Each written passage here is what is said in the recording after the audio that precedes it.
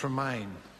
Mr Speaker, you know when New Zealanders have received the budget really well, when the Leader of the Opposition comes into the House the very first day for question time and asks not one question to hold this government to account on the budget.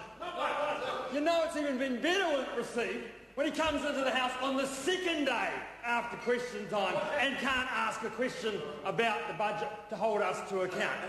Mr Speaker, literally hundreds of decisions made about this budget, and the Leader of the Opposition cannot come into this House and ask one question to hold this government to account. The Opposition, Mr Speaker, is in tatters. Mr Speaker, you know it's been a successful budget as well.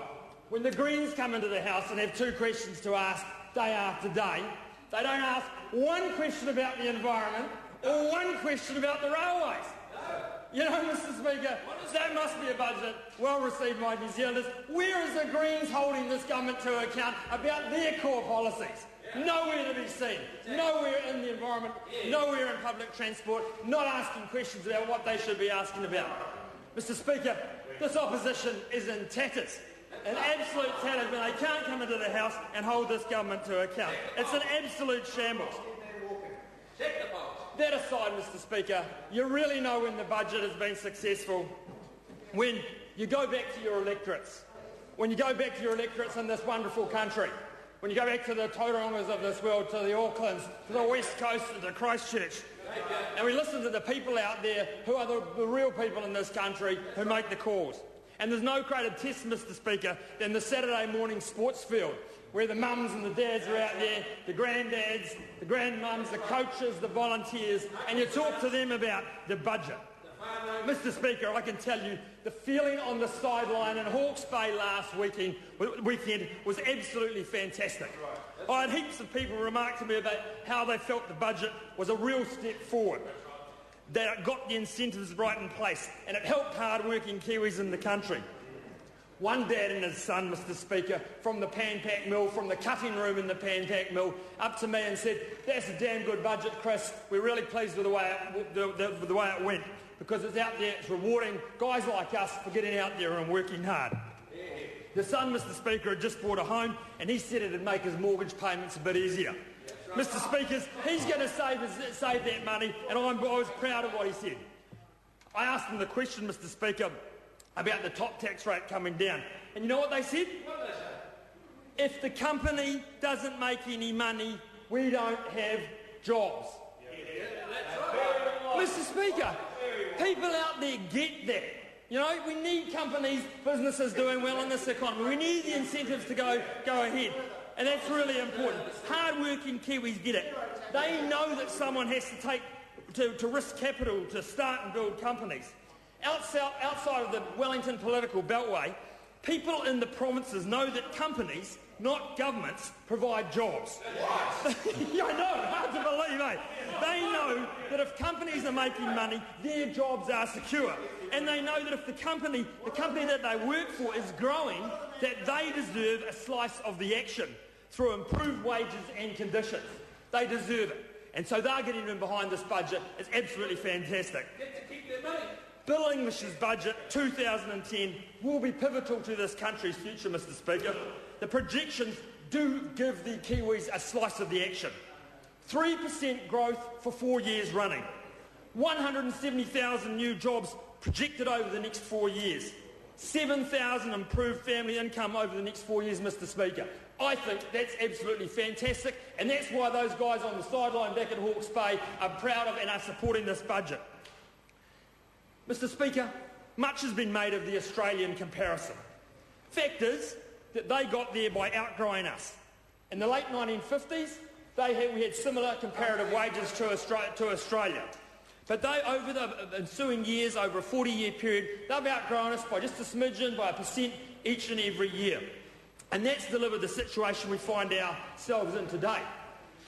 The key message here, Mr Speaker, is that growth really does matter.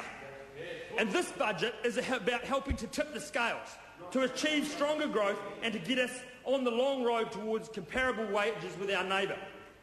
Make no mistake, that it is a focus for this government. However, we are realistic about the time frame over which this will be achievable.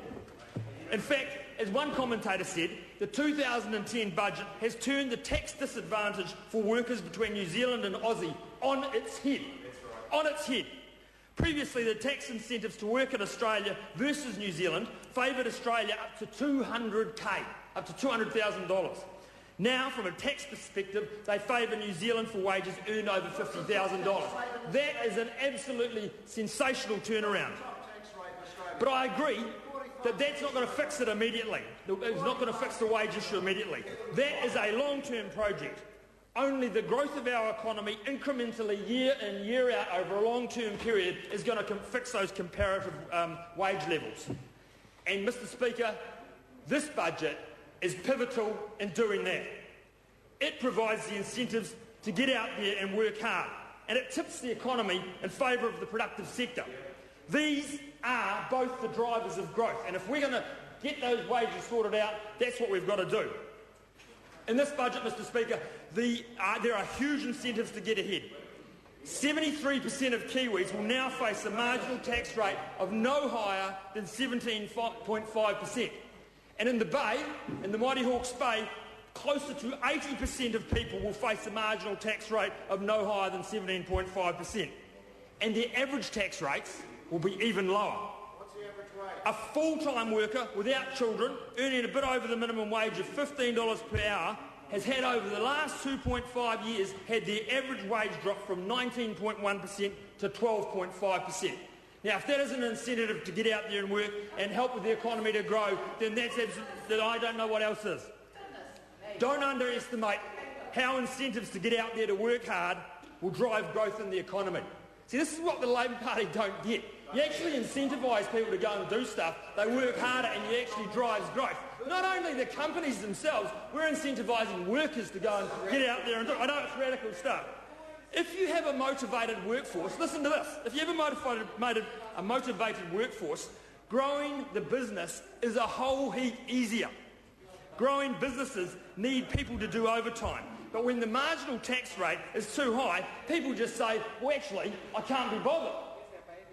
This budget provides an incentive to get ahead, and it provides it to the workers of this country, which is really, really important. Because unless you have them on side, the companies can't grow on their own. It's a double-edged sword, and you need the company and the workers going hard at it if we're going to lift those wages.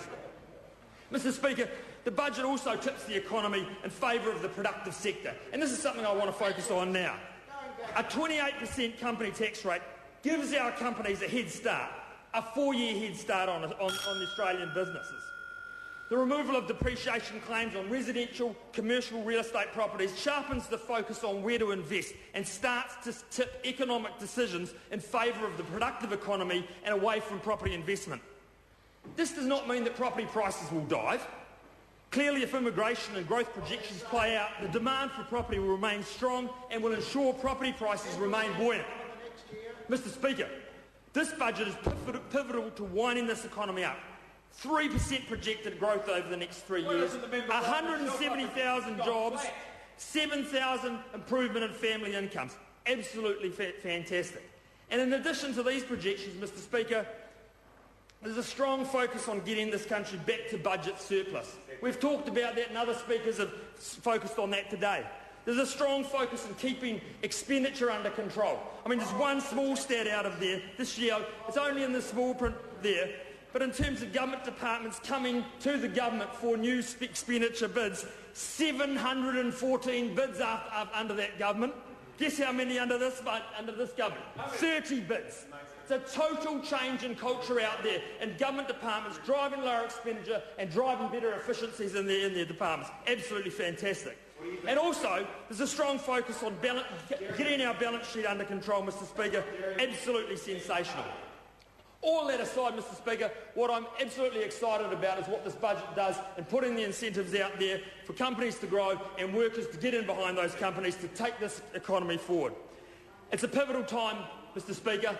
I'm absolutely pleased with what Bill English has done. Absolutely sensational, and I support this budget. Thank you.